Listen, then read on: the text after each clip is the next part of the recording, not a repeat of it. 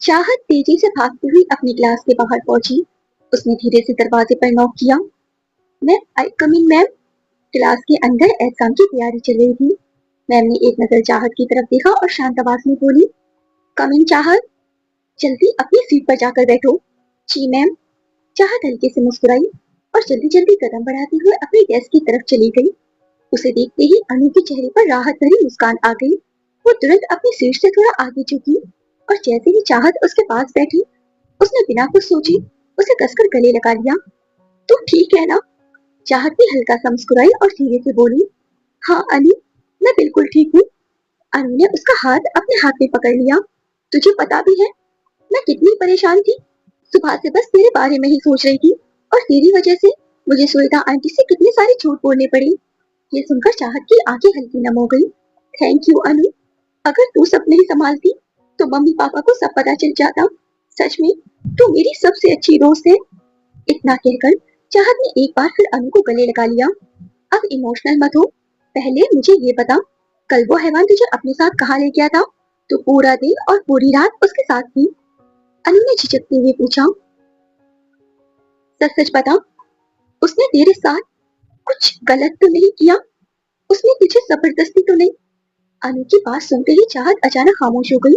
उसकी आंखों के सामने बीते 24 घंटे एक एक करके घूमने लगी। उसे अनाथ आश्रम की मासूम बच्ची याद आई, शिशिर जी की बातें याद आई, अपनी जान बचाते हुए साहिल का खुद घायल हो जाना, उसके माथे पर दिया गया प्यार भरा किस, और फिर अपने हाथों से उसके लिए नाश्ता बनाना। इन सब यादों के साथ चाहत के होठों पर अनजाने में एक बहुत हल्की सी मासूम सी मुस्कान आ गई। वो धीरे से बोली, नहीं अनु, उसने उसने मेरे साथ वैसा कुछ भी नहीं किया। अनु ने गौर से चाहत का चेहरा देखा, फिर हल्का सा मुस्कुराते हुए चाहत ने अपनी नजरें नीचे झुका ली। उसके गालों पर हल्की सी लाली आ गई थी। वो धीमी आवाज में बोली, अनु, शायद साहिद इतना बुरा भी नहीं है जितना हम उसे समझते हैं। कल पूरा दिन उसके साथ रहने के बाद मुझे पहली बार एहसास हुआ कि वो मुझसे सच में बहुत प्यार करता है। चाहत की बात सुनते ही अनु की आंखें हैरानी से बड़ी हो गई। ओह माय गॉड चाहत, ये तू क्या बोल रही है? अनु ने तुरंत अपना हाथ चाहत के माथे पर रख दिया। तेरी तबीयत तो ठीक है ना? कहीं बुखार बुखार तो नहीं आ गया? चाहत हंस पड़ी। उसने धीरे से अनु का हाथ अपने माथे से हटाया और मुस्कुराकर बोली, मैं बिल्कुल ठीक हूँ पागल। अनु ने सिर हिलाया। नहीं, मुझे तो नहीं लग रहा। उस हैवान ने तेरे दिमाग की पूरी सेटिंग ही बदल दी है। अनु की बात सुनकर चाहत फिर मुस्कुरा दी और फिर उसी समय क्लास में टीचर की आवाज गूंजी, स्टूडेंट, एग्जाम शुरू होने वाला है। सब लोग अपनी अपनी आंसर शीट ले लीजिए। दोनों तुरंत सीधी होकर बैठ गई। एग्जाम शुरू हो गया और पूरी क्लास अपनी अपने पेपर में लग गई। करीब 3 घंटे बाद एग्जाम खत्म हुआ। चाहत और अनु साथ साथ कॉलेज से बाहर निकली। आज चाहत के चेहरे पर पहले जैसी उदासी नहीं थी। उसकी मुस्कान देखकर अनु उसे छेड़ते हुए बोली, ओहो, आज तो कोई बहुत खुश लग रहा है। क्या बात है मैडम? चाहत पर शर्मा कर मुस्कुरा दी। चलते चलते दोनों कॉलेज के गेट के बाहर आ गई। तभी अनु की नजर चाहत के हाथ में पकड़े नए स्मार्टफोन पर पड़ी। वो हैरानी से बोली, अरे, ये इतना महंगा फोन तूने कब लिया? चाहत थोड़ा घबरा गई। वो ये मेरा नहीं है, साहिल ने दिया है। उसने गुस्से में मेरा फोन तोड़ दिया था, इसीलिए नया दे दिया। अनु ने सीटी बजाने का नाटक किया। वाह, तेरी किस्मत तो खुल गई। चाहत ने तुरंत सिर हिलाया। ऐसी भी कोई किस्मत नहीं है। उसने साफ कह दिया है कि इस फोन में सिर्फ मम्मी पापा और उसका नंबर रहेगा, किसी और का नंबर सेव नहीं करना है। अनु एकदम चौंक गई। व्हाट? ये कैसा रूल है? इतना कहकर उसने बिना कुछ सोचे चाहत के हाथ से फोन लिया और अपना नंबर सेव कर दिया। चाहत घबरा कर बोली, अनु मत कर प्लीज। लेकिन अनु ने फोन वापस उसके हाथ में रखते हुए मुस्कुराकर कहा, हम दोनों बेस्ट फ्रेंड हैं, कोई हमें बात करने से नहीं रोक सकता। चाहत ने धीरे से पूछा, पक्का?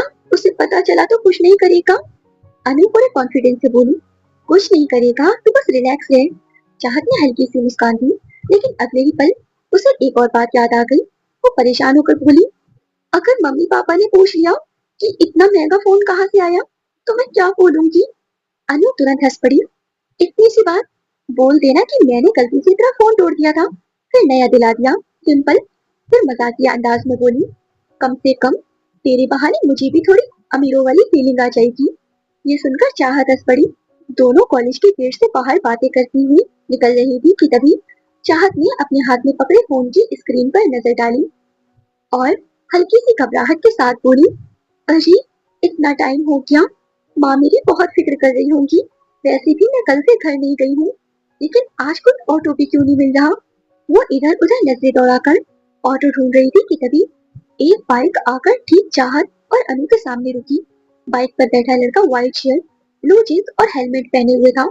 उसकी लंबी पर्सनैलिटी और स्टाइलिश अंदाज देखकर चाहत और अनु दोनों कुछ पल के लिए उसे ही देखने लगी। दोनों यही सोच रही थी कि आखिर ये है कौन। तभी उस लड़के ने धीरे से अपना हेलमेट उतारा। चेहरा देखते ही अनु की आंखें हैरानी से फैल गई। अरे कार्तिक, तू यहाँ? कार्तिक मुस्कुराया। कहा था नानू, जब भी आऊंगा तुझे सरप्राइज दूंगा, और दे दिया ना। अनु हंसते हुए उसके कंधे पर हल्का सा मुक्का मारकर बोली, लेकिन तू मुंबई से कब आया? कार्तिक बाइक से उतरते हुए बोला। बस अभी थोड़ी देर पहले घर गया तो आंटी ने बताया कि तू कॉलेज में है, इसीलिए सीधे तुझे लेने यहाँ आ गया। वाह, अच्छा किया।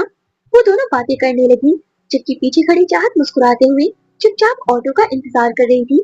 तभी अनु को कुछ याद आया। रुक, मैं तुझे अपनी बेस्ट फ्रेंड से मिलवाती हूँ। उसने चाहत का हाथ पकड़कर उसे अपने पास खड़ा किया। कार्तिक, ये है मेरी बेस्ट फ्रेंड, मेरी जान चाहत। कार्तिक ने पहली बार चाहत को ध्यान से देखा। उसकी मासूमियत, सादगी और हल्की सी मुस्कान देखकर वो कुछ पल के लिए बस उसे देखता ही रह गया। फिर अनु ने चाहत की तरफ देखकर कहा, और चाहत, ये है मेरा कजिन कार्तिक, मुंबई में रहता है। चाहत ने हल्की सी मुस्कान के साथ सिर हिलाया। कार्तिक ने मुस्कुराकर कहा, हे। और उसने हैंडशेक के लिए अपना हाथ आगे बढ़ा दिया। और बस चाहत एकदम से घबरा गई। उसने बड़ी बड़ी आंखों से पहले कार्तिक को देखा और फिर अनु को देखा। अनु तुरंत बात समझ गई। वो हंसते हुए आगे बढ़ी और खुद कार्तिक से हाथ मिलाकर बोली, इसकी जगह मैं ही हैंडशेक कर लेती हूँ। चाहत किसी से हाथ नहीं मिलाती। ओ अच्छा। कार्तिक मुस्कुराया, लेकिन उसकी नजरें अभी चाहत पर ही टिकी हुई थी। उसी समय एक ऑटो आकर उनके सामने रुका। चाहत ने राहत की सांस ले ली। ओके, तुम दोनों बातें करो, मैं चलती हूँ। इतना कहकर वो ऑटो में बैठ गई। ऑटो धीरे धीरे वहां से निकल गया और कार्तिक तब तक उसे जाता देखता रहा जब तक ऑटो उसकी नजरों से ओझल नहीं हो गया। और फिर कुछ देर बाद कार्तिक बाइक चला रहा था और पीछे अनु बैठी थी। अचानक अनु ने उसके सर पर हल्की सी चपत लगाई। कार्तिक, तू ना सच में इडियट है। कार्तिक हंस पड़ा। अब मैंने क्या कर दिया? अनु ने नाराज होकर कहा, तुझे क्या जरूरत थी चाहत से हैंडशेक करने की? कार्तिक मुस्कुराया। अरे, मैंने तो बस नॉर्मल हैंडशेक के लिए हाथ बढ़ाया था, तू बात को इतना बड़ा क्यों बना रही है? फिर मजाक में बोला, और वैसे भी मैं उसका हाथ पकड़कर शादी थोड़ी करने वाला था। इतना सुनते ही अनु की आंखें फैल गई। उसने फिर से उसके सर पर हल्की सी चपत मारी। पागल है क्या? ऐसी बात मजाक में भी मत बोलना। कार्तिक हंसते हुए बोला। अरे यार, तू ऐसे रिएक्ट क्यों कर रही है, जैसे अगर मैंने उससे हैंडशेक कर लिया होता तो जैसे मेरा हाथ ही कट जाएगा। इस बार अनु की आवाज गंभीर हो गई। कार्तिक, अगर उसने देख लिया होता तो सच में तेरा हाथ ही कट जाता। जिस हाथ से तू चाहत से हैंडशेक करने जा रहा था, वो हाथ शायद तेरा सलामत भी नहीं रहता। कार्तिक ने उसकी बात सुनकर जोर से हंस दिया। अनु, ये डरावनी कहानियां किसी और को सुनाना मैं नहीं मानने वाला। फिर कुछ पल चुप रहने के बाद मुस्कुराते हुए बोला, वैसे तेरी दोस्त चाहत मुझे बहुत ज्यादा अच्छी लगी, एकदम मासूम, एकदम क्यूट। सच कहूँ तो उसे देखते ही मेरा दिल आ गया उस पर। और बस कार्तिक की ये बात सुनते ही अनु के चेहरे का रंग उड़ गया। उसकी आंखें हैरानी से फैल गई। वो घबराकर जोर से चिल्लाई, कार्तिक, बाइक रोक, अभी के अभी बाइक रोक। कार्तिक ने बाइक चलाते चलाते पीछे देखा और हैरानी से बोला, लेकिन अनु, हुआ क्या? अनु की सांसें तेज चल रही थी। उसके चेहरे पर साफ घबराहट दिखाई दे रही थी। वो लगभग चिल्लाती हुई बोली, मैंने कहा ना बाइक रोक। अनु की आवाज सुनकर कार्तिक ने बिना देरी किए सड़क के किनारे बाइक रोक दी। दोनों बाइक से उतरकर सामने खड़े हो गए। कार्तिक ने हेलमेट उतारकर उलझन भरी नजरों से अनु को देखा। अनु, ये सब क्या है? तूने अचानक बाइक को रोकवा दी। अनु कुछ पल तक गहरी गहरी सांसें लेती रही। उसकी आंखों में डर साफ दिखाई दे रहा था। फिर उसने गंभीर आवाज में पूछा, कार्तिक, पहले ये बता, तू यहाँ किस लिए आया था? कार्तिक हल्का सा मुस्कुराया। ऑफ कोर्स यार, तुझसे मिलने। कितने दिनों से हम मिले नहीं थे, बस सोचा सरप्राइज दे दूं। अनु ने गहरी सांस छोड़ी। ठीक है, अब मिल लिया ना? कार्तिक ने सिर हिलाया। हाँ। अनु तुरंत बोली, तो अब यहीं से वापस मुंबई लौट जा। कार्तिक उसकी बात सुनकर पूरी तरह चौंक गया। क्या? ये कैसी बातें कर रही है? मैं इतनी दूर से सिर्फ तुझसे मिलने आया हूँ और तू मुझे वापस भेज रही है? अनु ने उसकी आंखों में देखते हुए कहा, हाँ, क्योंकि मैं नहीं चाहती कि तू बेवजह मारा जाए। ये सुनते ही कार्तिक के चेहरे का रंग उड़ गया। व्हाट? मैं मैं क्यों मारा जाऊंगा? और मुझे मारेगा कौन? अनु बेचैनी से इधर उधर देखने लगी, जैसे उसे किसी का डर सता रहा हो। कार्तिक ने उसके कंधों पर हाथ रखा और नरम आवाज में बोला, अनु रिलैक्स, मेरी तरफ देख और मुझे आराम से बता, आखिर हुआ क्या है? अनु ने झटके से उसके हाथ अपने कंधे से हटा दिए। कार्तिक, अभी मजाक करने का टाइम नहीं है। तूने मुझे और खुद को बहुत बड़ी मुसीबत में डाल दिया है। कार्तिक ने हैरानी से पूछा। लेकिन मैंने ऐसा कर भी क्या दिया यार? अनु अचानक ऊंची आवाज में बोली, चाहत। फिर उसने धीमी लेकिन कांपती हुई आवाज में कहा, जिस चाहत के बारे में तू इतनी आसानी से बातें कर रहा है ना, उस लड़की का नाम लेने से भी लड़के डरते हैं। कार्तिक अब थोड़ा गंभीर हो गया। अनु ने डरते हुए अपने होठ खींच लिए। अगर साहिल को जरा सी भी भनक लग गई कि तूने चाहत को पसंद किया है, तो वो तुझे गोली मारने से पहले एक सेकंड भी नहीं सोचेगा। कार्तिक के चेहरे का रंग उड़ गया। वो जल्दी से बोला, अनु, ये साहिल कौन है? अनु ने कांपती हुई आवाज में जवाब दिया, साहिल मल्होत्रा। उसका नाम लेते ही अनु की आंखों में जैसे डर उतर आया। वो चाहत के प्यार में पूरी तरह पागल है। एक नंबर का साइको, इंसान के रूप में हैवान है वो। आज तक जिस भी लड़के ने चाहत के करीब जाने की या उससे दोस्ती करने की कोशिश की, साहिल ने उसे पूरी तरह सीधा मार डाला है। इसीलिए अगर उसे तेरे बारे में जरा सा भी पता चल गया ना, तो वो तुझे छोड़ने वाला नहीं है। कार्तिक कुछ पल तक बिल्कुल खामोश खड़ा रहा। फिर उसने धीमी आवाज में पूछा, लेकिन क्या चाहत भी उससे प्यार करती है? अनु ने तुरंत सिर हिला दिया। नहीं, बिल्कुल नहीं। वो तो उससे बहुत डरती है, हर वक्त उससे बचकर भागती रहती है। लेकिन साहिल चाहत को अपनी जिद और जुनून मान चुका है। कार्तिक ने गहरी सांस ली और गंभीर होकर बोला, अगर ऐसा है तो हमें चाहत की मदद करनी चाहिए, उसे उस आदमी से बचाना चाहिए। अनु हल्की सी कड़वी मुस्कान के साथ बोली, काश ये इतना आसान होता।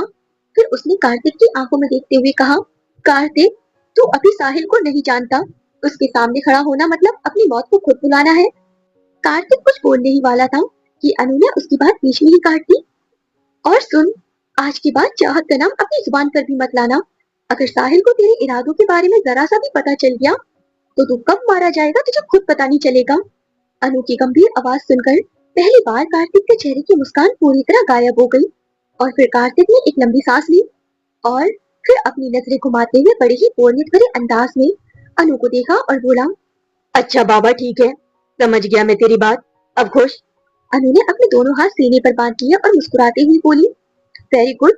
अब तेरे लिए सबसे अच्छा यही रहेगा कि तू वापस मुंबई चला जा। कार्तिक ने तुरंत सिर हिलाया। नहीं यार अनु, अभी वापस नहीं जा सकता। अगले कुछ दिनों तक मुझे दिल्ली में ही रुकना पड़ेगा। मैं यहाँ पापा के एक जरूरी काम से आया हूँ। अनु ने मुंह बनाते हुए कहा, मतलब अब मुझे कुछ दिनों तक तुझे झेलना पड़ेगा। फिर हल्का सा हंसकर बोली, चल कोई बात नहीं, जैसे तैसे झेल ही लूंगी। कार्तिक ने नाराज होकर अपना मुंह फुला लिया और उसे ऐसे देखकर अनु हंस पड़ी। अरे मजाक कर रही हो यार, अब ये मुंह बनाना बंद कर। फिर अचानक उसका चेहरा गंभीर हो गया। लेकिन हाँ, एक बात हमेशा याद रखना, तू यहाँ रह सकता है मगर संभल कर। चाहत के बारे में सोचना भी मत और उससे मिलने की कोशिश भी तो बिल्कुल मत करना। जिस काम से आया है वो काम खत्म कर और चुपचाप मुंबई वापस लौट जा।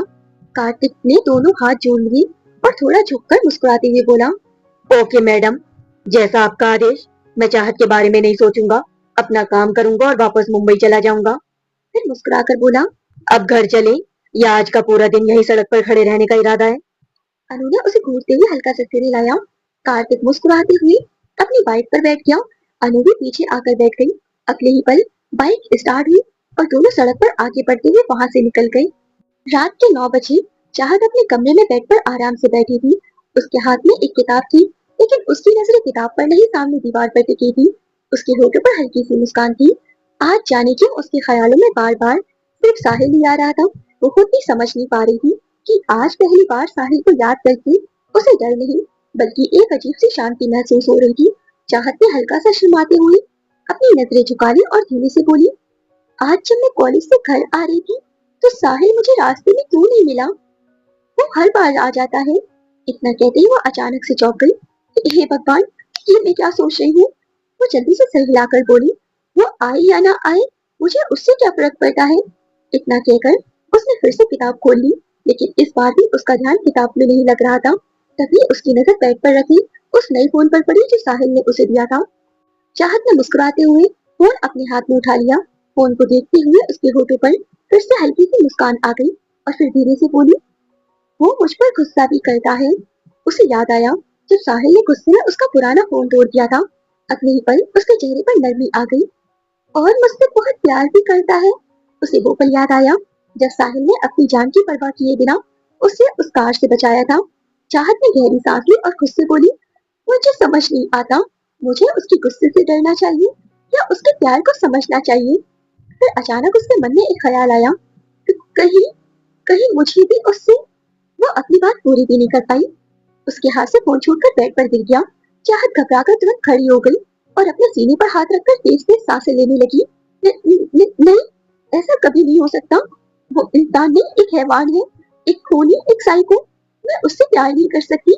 जैसे ही वो साहिल की अच्छाइयों के बारे में सोचती, अगले ही पल उसका डरावना चेहरा और उसकी खौफनाक हरकतें उसकी आंखों के सामने आ जाती और फिर उसके मन का सारा सुकून खत्म हो जाता। तभी बाहर से सुनीता जी की आवाज आई, चाहत बेटा, तुम्हारे पापा बुला रहे हैं, आ जाओ, खाना तैयार है। चाहत ने खुद को संभालते हुए गहरी सांस ली और बाहर की तरफ देखते हुए बोली, हाँ माँ, बस आ रही हूँ। उसने अपनी किताब बंद करके स्टडी टेबल पर रख दी और साहिल का दिया हुआ फोन जल्दी से तकिए के पीछे छुपा दिया। फिर एक बार खुद को संभाला और कमरे से बाहर निकलकर डाइनिंग टेबल पर अपने मम्मी पापा के पास जाकर बैठ गई। लेकिन साहिल के बारे में सोचकर चाहत का दिल अभी भी तेजी से धड़क रहा था। वो सर झुकाए चुपचाप कुर्सी पर बैठी थी और फिर महेश जी ने उसे उदास देखकर पूछा, क्या बात है बेटा, इतनी चुप क्यों हो? तबीयत तो ठीक है ना? चाहत घबराकर तुरंत मुस्कुरा दी, हाँ पापा, मैं बिल्कुल ठीक हूँ, बस थोड़ा थक गई हूँ। महेश जी ने प्यार से उसके सर पर हाथ फेरा। मुझे तो लग रहा है कि तुम किसी बात को लेकर परेशान हो। नहीं पापा, सच में मुझे कुछ नहीं हुआ, आप मेरी इतनी फिक्र मत किया कीजिए। महेश जी हंस पड़े। अरे, मेरी एक ही तो बेटी है, उसकी फिक्र नहीं करूंगा तो किसकी करूंगा? फिर उन्होंने पूछा, वैसे बेटा, कल रात अचानक क्या हुआ था? तुम्हारी माँ बता रही थी कि तुम्हारी तबीयत खराब हो गई थी और तुम अनु के घर रुक गई। ये सुनते ही चाहत का चेहरा उतर गया। उसे याद आ गया कि वो अनु के घर नहीं बल्कि साहिल के पेंट हाउस में थी। वो नजरें चुराकर बोली, वो पापा, मेरी तबीयत थोड़ी खराब थी, ऊपर से एग्जाम का भी टेंशन था, इसीलिए मैं अनु के घर रुक गई। I am sorry. Mahesh ji मुस्कुराकर बोले, अरे बेटा, सॉरी क्यों? मुझे अपनी बेटी पर पूरा भरोसा है, वो मुझसे कभी झूठ नहीं बोलेगी। और बस अपने पापा का भरोसा देखकर चाहत की आंखें भर आईं। उसने चुपचाप अपनी नजरें झुका ली।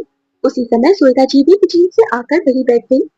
लेकिन तभी चाहत अचानक अपनी कुर्सी से उठी और अपने कमरे की तरफ जाने लगी। महेश जी और श्वेता जी ने एक साथ पूछा, अरे चाहत बेटा, कहाँ जा रही हो?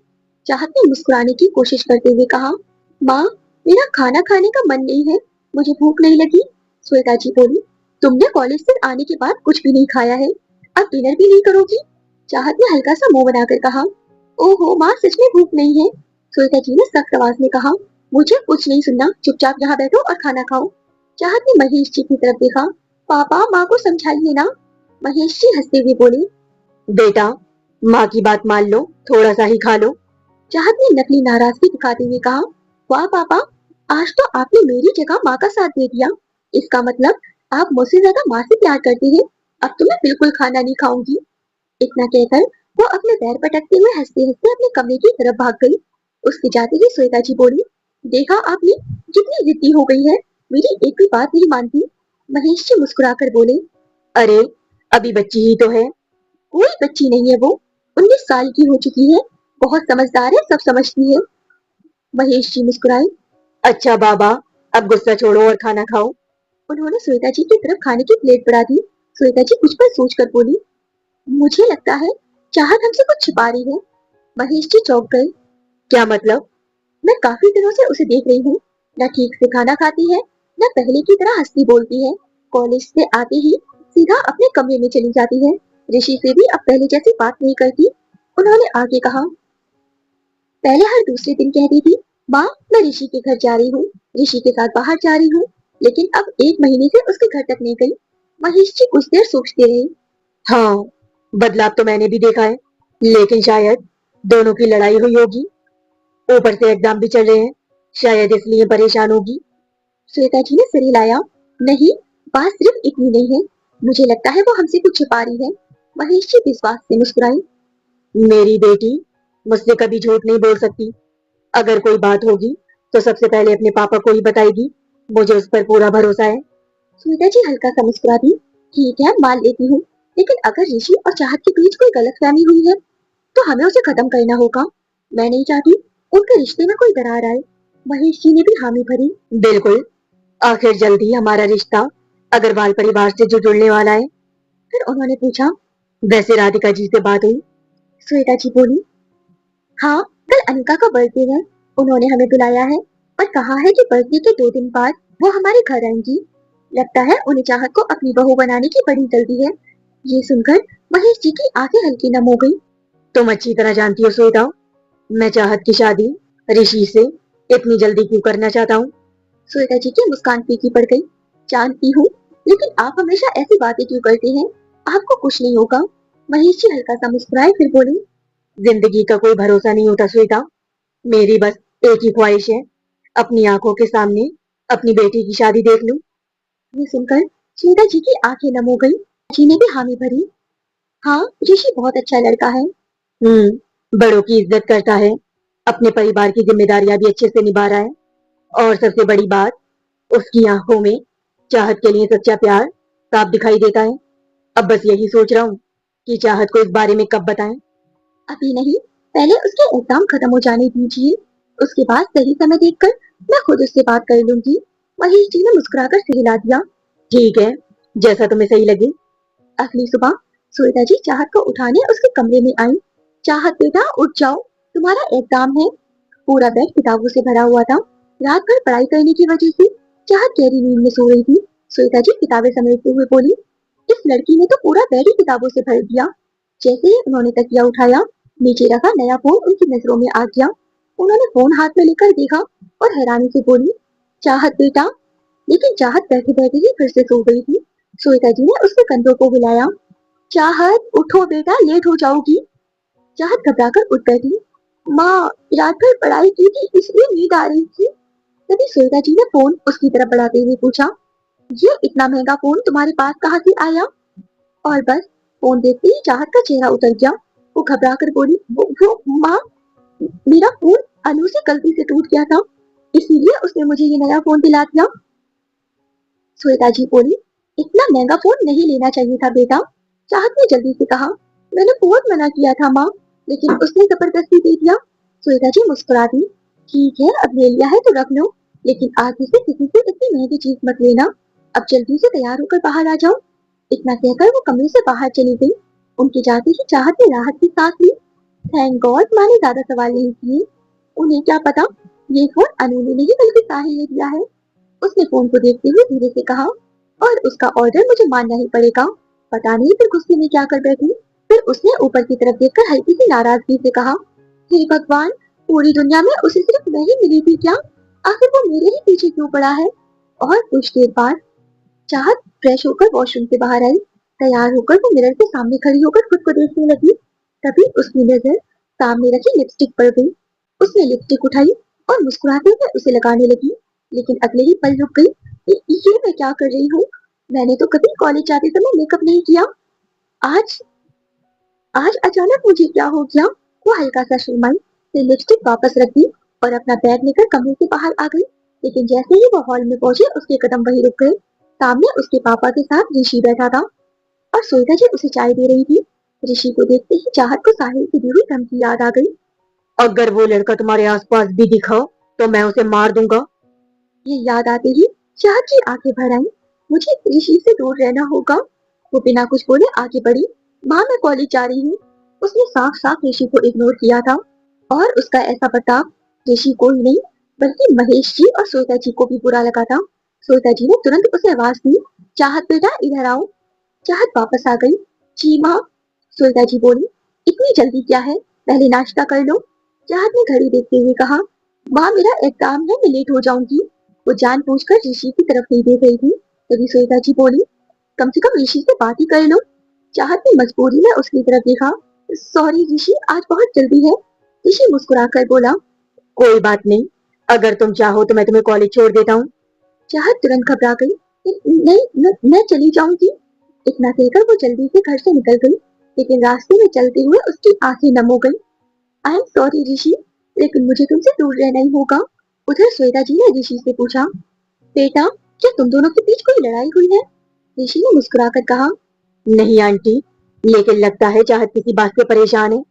श्वेता जी ने भी हामी भरी। मुझे भी ऐसा ही लग रहा है। ऋषि बोला। आज शाम अनिका के बर्थडे में मैं उससे बात करूंगा, शायद वो मुझे सब बता दे। दोनों इसी बारे में बातें करने लगे। वहीं दूसरी तरफ चाहत कॉलेज पहुंच गई। चलते चलते उसने मन ही मन सोचा, आज तो बहुत ही अजीब ही हो गया। ना साहिल कल मिला और ना आज दिखाई दिया। आखिर वो है कहाँ? इतना सोचकर वो अपनी क्लास में चली गई। कुछ देर बाद एग्जाम शुरू हो गया। चाहत और अनु ने ध्यान से अपना अपना पेपर लिखा। 3 घंटे बाद एग्जाम खत्म हुआ। सभी ने अपनी कॉपियां जमा की और चाहत और अनु क्लास के बाहर निकलते हुए एग्जाम की बातें करने लगी। वो दोनों बातें करते हुए कॉलेज से बाहर निकल रही थी। तभी बाहर से एक बाइक की आवाज आई। आवाज सुनते ही चाहत के चेहरे पर हल्की सी मुस्कान आ गई। उसने मन ही मन सोचा, लगता है साहिल आ गया। वो जल्दी जल्दी गेट की तरफ बढ़ गई। उसके पीछे अनु भी आवाज लगाते हुए आई, अरे चाहत रुक तो। लेकिन जैसे ही चाहत कॉलेज के बाहर पहुंची, उसके चेहरे की मुस्कान पल भर में गायब हो गई। क्योंकि सामने साहिल नहीं बल्कि कार्तिक बाइक पर बैठा था। कार्तिक ने मुस्कुराते हुए हाथ हिलाया। हे चाहत। चाहत ने हल्की सी मुस्कान के साथ सिर हिलाया। तभी अनु भी वहां आ गई। अरे कार्तिक, तू आ गया? कार्तिक बोला। हाँ, तुझे लेने आया हूँ। अनु उसकी बाइक पर बैठ गई और चाहत से बोली, ओके बाय चाहत। बाय अनु। कार्तिक एक पल के लिए फिर चाहत को देखता रह गया। तभी अनु ने उसके कंधे पर हल्की सी चपत लगाई। चल भी। हाँ हाँ, चल रहा हूँ। दोनों वहां से चले गए और चाहत अकेली खड़ी रह गई। उसी समय एक ऑटो उसके सामने आकर रुका। लेकिन चाहत ने ऑटो से जाने का इरादा बदल दिया। नहीं, आज पैदल ही चली जाती हूँ। तभी धीरे धीरे घर की तरफ चलने लगी। चलते चलते उसके मन में फिर साहिल का ख्याल आने लगा। ये आज साहिल कहाँ है? ना कल मिला ना आज। पहले तो हर जगह सामने आ जाता था। फिर उसने खुद को समझाया, चाहत तो उसके बारे में इतना क्यों सोच रही है? तू तो यही चाहती थी ना कि वो तुझे परेशान ना करे। इतना कहकर वो आगे बढ़ी। लेकिन कुछ दूर जाने पर उसने देखा कि कुछ लड़के सड़क पर आती जाती लड़कियों को परेशान कर रहे थे। ये देखकर चाहत घबरा गई। हे भगवान, अब क्या करूं? वो वापस मुड़ने लगी। लेकिन जैसे ही पीछे मुड़ी वो किसी से टकरा गई। घबराकर उसने सामने देखा और उसके होश उड़ गए। उसके सामने उन्हीं लड़कों में से एक लड़का खड़ा था। चाहत उस लड़के के सामने खुद को बहुत असहज महसूस कर रही थी। वो लड़का उसे गंदी नजरों से देखते हुए बोला, क्या बात है, आज से पहले इतनी खूबसूरत लड़की नहीं देखी मैंने। उसकी बातें सुनकर चाहत डर गई। उसने अपना पर्स कसकर पकड़ लिया। जैसे ही वो लड़का उसे छूने के लिए आगे बढ़ा, चाहत 2 कदम पीछे हट गई और वहां से जाने लगी। लेकिन अगले ही पल उस लड़के ने उसकी कलाई पकड़ ली और हंसते हुए बोला, इतनी भी जल्दी क्या है जाने की? चाहत घबरा कर बोली, मेरा हाथ छोड़ दो वरना तुम्हारे लिए अच्छा नहीं होगा। वो लड़का हंसने लगा। चाहत ने अपना हाथ छुड़ाने की कोशिश की और जोर से चिल्लाई, छोड़ो, मेरा हाथ छोड़ो। उस लड़के ने तुरंत उसका मुंह बंद कर दिया और बोला, चुप। फिर उसने अपने बॉस को आवाज दी। बॉस, ये लड़की तो भाग रही थी। बाइक पर बैठा दूसरा लड़का हंसते हुए बोला। लेकर आई इसे। वो लड़का चाहत को जबरदस्ती उसके सामने ले आया। वहां पहले से 2 और लड़कियां डरी हुई खड़ी थी। बाइक से उतरा और जैसे ही उसने चाहत का चेहरा देखा और बस उसके चेहरे का रंग उड़ गया। उसके हाथ पैर कांपने लगे। पीछे खड़ा लड़का हंसते हुए बोला, क्या हुआ भाई, आप भी देखकर चौंक गए ना? ये है ही इतनी खूबसूरत। लेकिन अगले ही पल चटाक, उसने उसे जोर से थप्पड़ मार दिया। फिर वो कांपते हुए चाहत के सामने हाथ जोड़कर बोला, हमें हमें माफ कर दीजिए, हमें पता नहीं था कि आप हैं। वो लड़का हैरान होकर बोला। भाई आप ये क्या? वो गुस्से से चिल्लाया। चुप, और माफी मांग। उस लड़के ने मजबूरी में सर झुकाकर कहा, सॉरी। चाहत अब सब समझ गई थी कि ये सब किसकी वजह से इतना डर रहे हैं। चाहत बस जल्दी से भाग जाना चाहती थी। वो जैसे ही भागने को हुई, लेकिन तभी उसकी नजर उन 2 डरी हुई लड़कियों पर पड़ी। वो रुक गई और उन दोनों से बोली, इन दोनों को भी छोड़ दो वरना। वो तुरंत बोला, हाँ हाँ, ठीक है, ठीक है, छोड़ दिया। आप इन्हें भी ले जाइए, साथ ले जाइए। और फिर वो दोनों लड़कियां उसके साथ वहां से निकल गई। उसके जाते ही वही लड़का जिसे उसने थप्पड़ मारा था वो गुस्से में बोला, भाई, आप तो किसी से नहीं डरते थे, फिर उस लड़की से क्यों डर गए? उसने उसका कॉलर पकड़ लिया और दांत पीसते हुए बोला, वो कोई मामूली लड़की नहीं है। अगर अपनी जान प्यारी है तो आज ही ये शहर छोड़ दो, वरना वो हमें जिंदा नहीं छोड़ेगा। उधर रास्ते में चलते हुए उन दोनों लड़कियों में से एक लड़की तनु ने हिम्मत करके पूछा, क्या आप किसी बड़ी कमिश्नर की बेटी है? चाहत मुस्कुराकर बोली, नहीं। और फिर दूसरी लड़की आकांक्षा बोली, तो फिर वो सब आपसे इतना डर क्यों रहे थे? चाहत कुछ पल चुप रही। उसके चेहरे पर हल्की सी मुस्कान आ गई। चाहत जानती थी वो क्यों डर रहे थे। तनु मुस्कुराकर बोली, समझ गई, वो आपके बॉयफ्रेंड से डर रहे थे, है ना? अब चाहत थोड़ा शर्मा गई। हाँ, वो बहुत डेंजरस है, उससे हर कोई डरता है। तनु हंसते हुए बोली, वाह दीदी, इतना प्रोटेक्टिव बॉयफ्रेंड है, दूर होकर भी आपकी मदद करेगी। चाहत धीमे से मुस्कुराई, हाँ सही कहा, मेरा बॉयफ्रेंड बहुत प्रोटेक्टिव है। और फिर कुछ दूर जाकर आकांक्षा और तनु ने उसे थैंक यू कहा और अपने अपने रास्ते चली गई। चाहत भी घर पहुंच गई। उसने बैग रखा और बेड पर लेट गई। उसके चेहरे पर मुस्कान की। उसने तकिए को सीने उसने तकिए को सीने से लगाकर धीरे से कहा, थैंक यू साहिल, आज तुम्हारी वजह से मैं और वो दोनों लड़कियां बच गई। फिर उसने साहिल का दिया हुआ फोन उठाया और उदास होकर बोली, लेकिन तुम हो कहाँ? कल से एक बार भी नहीं मिले, ना कोई कॉल, ना कोई मैसेज। उसी समय फोन बजा। चाहत ने जल्दी से फोन उठाया लेकिन स्क्रीन पर माँ लिखा था। उसने कॉल उठाई। हाँ माँ, श्वेता जी बोली, बेटा मैं राधिका जी के घर हूँ, अनिका का बर्थडे है, तुम भी जल्दी तैयार होकर यहाँ आ जाओ। लेकिन माँ, श्वेता जी ने उसकी बात काट दी, कोई लेकिन नहीं, जल्दी आ जाना। चाहत ने कहा, ठीक है माँ, मैं आती हूँ। और फिर इतना कहकर वो तैयार होने के लिए वॉशरूम में चली गई। कुछ देर बाद चाहत तैयार होकर अपने रूम में खड़ी थी। उसने sky blue sequence shoulder cut gown पहना हुआ था। हल्का मेकअप और खुले बाल उसकी खूबसूरती को और बढ़ा रहे थे। उसी समय ऋषि उसके घर पहुंचा और बोला, लगता है चाहत अपने रूम में होगी। वो भी काफी हैंडसम लग रहा था। वो उसके रूम की तरफ बढ़ा लेकिन तभी रुक गया। उसने अपनी जेब से एक डायमंड रिंग निकाली और मुस्कुराते हुए बोला, आज मैं चाहत को अपने दिल की बात बता दूंगा और उसे प्रपोज भी करूंगा। इतने में चाहत अपने रूम से निकलकर बाहर आ गई। उसे देखते ही ऋषि कुछ पल के लिए बस उसे देखता रह गया। चाहत ने उसे देखा तो चौंक गई। ऋषि तुम कब आए? कम से कम आवाज तो दे देते, मैं डर गई थी। ऋषि अब भी उसे देखे जा रहा था। चाहत ने फिर पूछा, ऋषि तुम यहाँ क्या कर रहे हो? ऋषि संभलते हुए बोला, वो श्वेता आंटी ने मुझे तुम्हें लेने भेजा था। तुम्हें आने की जरूरत नहीं थी, मैं खुद आ जाती। ऋषि मुस्कुराया। कोई बात नहीं, अब चलें। इतना कहकर उसने चाहत का हाथ पकड़ लिया। जैसे ही चाहत ने अपना हाथ ऋषि के हाथ में देखा, उसे साहिल की धमकी याद आ गई। वो घबराकर जोर से बोली, ऋषि छोड़ो मेरा हाथ। उसने तुरंत अपना हाथ छुड़ा लिया। ऋषि हैरान हुआ। क्या हुआ चाहत, मैंने कुछ गलत किया क्या? चाहत ने खुद को संभालते हुए कहा, वो सॉरी ऋषि, मेरे हाथ में थोड़ा दर्द है इसीलिए। ऋषि मुस्कुराकर बोला, कोई बात नहीं, ज्यादा दर्द तो नहीं है। चाहत ने सर हिला दिया। ऋषि बोला, चलो, आंटी हमारा इंतजार कर रही हैं। चाहत ने हल्की मुस्कान दी और दोनों फिर ऋषि के घर के लिए निकल गई। कुछ देर बाद चाहत ऋषि के साथ उसके घर पहुंच गई। घर में अनिका के बर्थडे की सजावट थी और मेहमानों की अच्छी खासी भीड़ थी। जैसे ही दोनों अंदर आए, राधिका जी मुस्कुराते हुए बोली, हाय कितनी प्यारी लग रही है मेरी होने वाली बहू। श्वेता जी भी मुस्कुराकर बोली, और मेरा होने वाला दामाद भी किसी से कम नहीं लग रहा। दोनों हंसने लगी। चाहत ने झुककर राधिका जी के पैर छूने चाहे लेकिन उन्होंने उसे रोककर गले लगा लिया और उसके माथे को चूम लिया। बेटा कितने दिनों बाद आई हो, जानती हूँ तुम्हारे एग्जाम है, लेकिन जब एग्जाम खत्म हो जाए फिर रोज मेरे घर आना। चाहत मुस्कुराकर बोली, जी आंटी। इसी बीच चाहत ने अपना फोन देखा लेकिन ना कोई कॉल था ना कोई मैसेज। वो मनी मन सोचने लगी, आज साहिल का कोई फोन या मैसेज क्यों नहीं आया।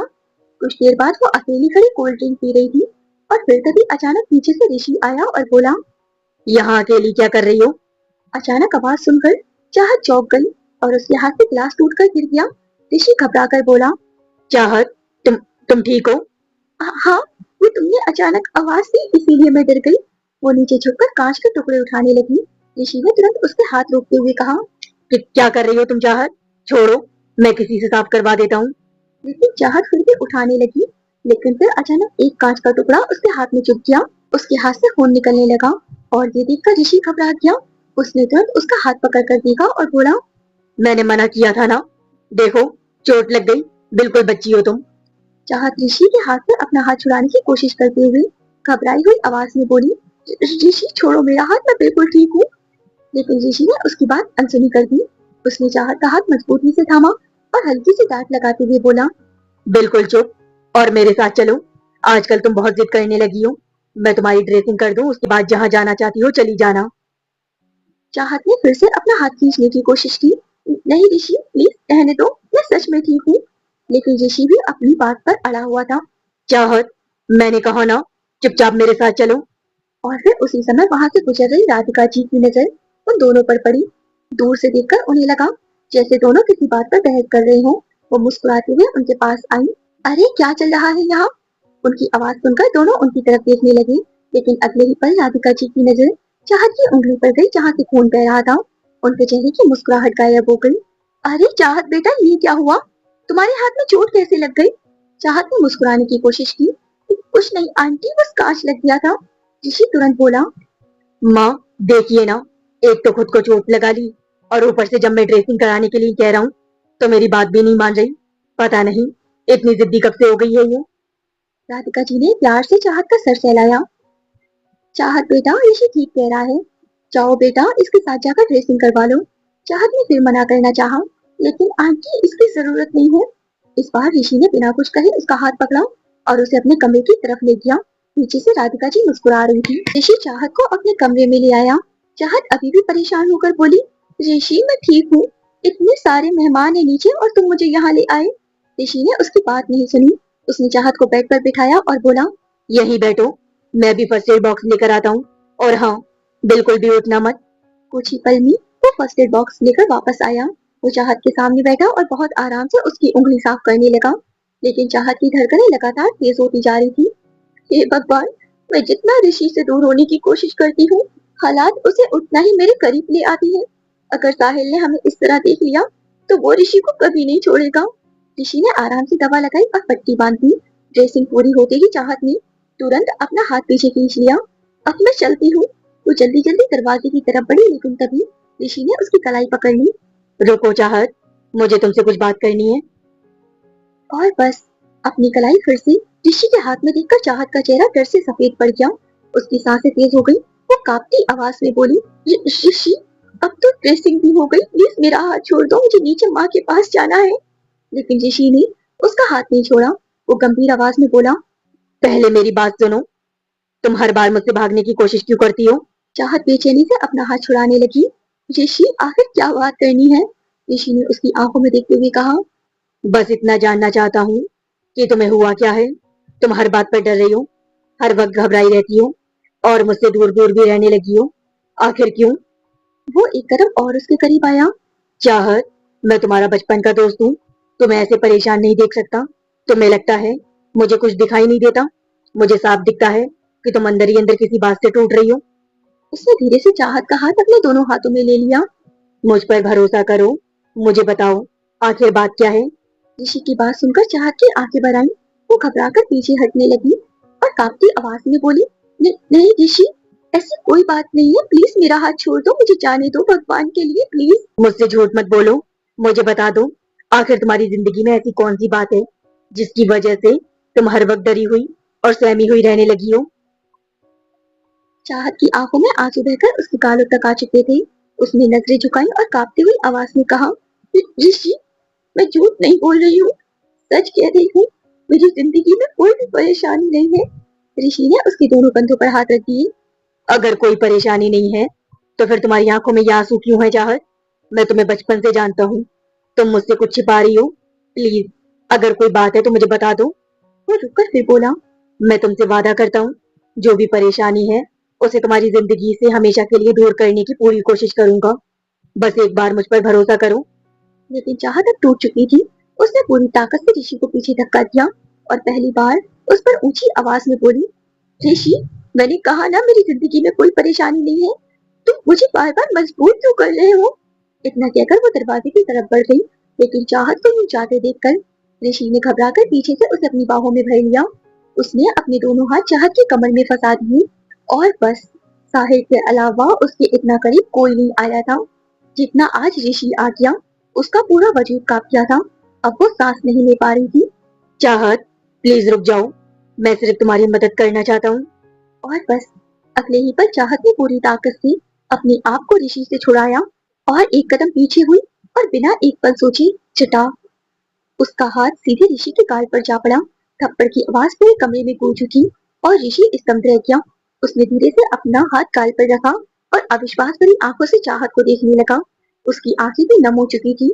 दूसरी तरफ चाहत भी रो रही थी। उसने कांपते हुए गुस्से और दर्द भरी आवाज में कहा, आज के बाद मेरे पास आने की या मुझे छूने की कोशिश भी मत करना। मैं आखिरी बार कह रही हूँ। और इतना कहकर वो मुड़ी और आंसू पोंछते हुए तेजी से कमरे से बाहर निकल गई। कमरे में सिर्फ ऋषि रह गया। वो अपने गाल पर हाथ रखकर वहीं खड़ा था। उसकी आंखों में चुपचाप आंसू बह रहे थे। उसे समझ नहीं आ रहा था कि आखिर उससे ऐसी कौन सी गलती हो गई जिसकी सजा उसे चाहत से इस थप्पड़ के रूप में मिली। गाइस, आपको ये स्टोरी अच्छी तो लग रही है ना? आप लोग बोर तो नहीं हो रहे? क्योंकि अभी साहिल की एंट्री नहीं हुई है। वो जब भी आएगा कसम से बवाल मचाएगा।